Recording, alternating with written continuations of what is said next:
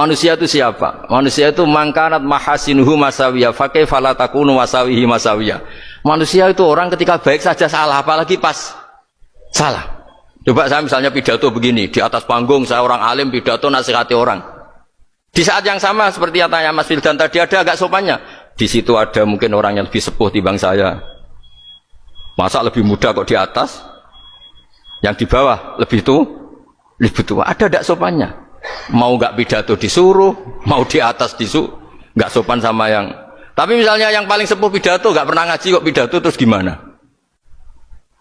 Artinya ketika kita baik saja ada salahnya, apalagi pas salah. Sebab itu ajaran Rasulullah itu suruh berdoa Rabbana dzolamna anfusana. Sebelum minta itu merasa ya Allah kita ini mendolimi diri kita sendiri, karena dalam pilihan-pilihan itu pasti ada salahnya. Coba misalnya Anda bangun masjid habis 2 miliar, yang harusnya 1 miliar sudah jadi. Terus nanti suatu saat ketemu Allah ditanya, itu ada orang miskin, fakir miskin, yatim. Andai kan kamu sumbang 1 miliar itu sejahtera semua. Gara-gara kamu bangun masjid terlalu mewah. Ya tapi kadang-kadang orang kebaikannya itu orientasinya bangun masjid, gak tertarik nyumbang fakir. Saat itu cara berpikir gitu mau apa? Tapi kalau dia kumuluhur manusia terbaik karena bangun masjid 2 miliar, coba diaudit secara kepentingan syar'i. Penting mana dengan ngasih makan fakir miskin? Penting mana dengan menikahkan janda misalnya? Penting mana dengan pendidikan? Apa artinya masjid mewah orang nggak tahu halal haram, nggak tahu najis, nggak tahu cara sesuci, nggak tahu cara adzan yang benar?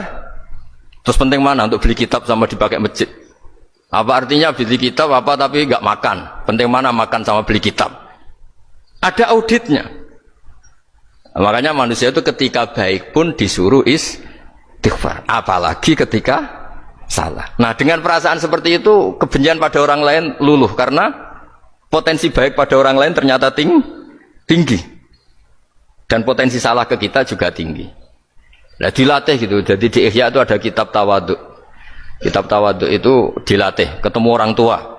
Huwa aksaru ibadatan, dia mesti ibadahnya lebih banyak karena lebih tua timbang saya, pasti sholatnya lebih lama timbang saya. Ketika Anda sudah tua melihat anak-anak, huwa aqallu minni maksiatan, mesti maksiatnya tidak banyak karena masih kecil. Terus ketika melihat orang fasik maksiat, la'allahu yatubu alaih fa innahu tawwabur rahim, mungkin Allah memberi tobat, bisa saja. Umar itu ingin bunuh Nabi, tapi Allah memberi tobat.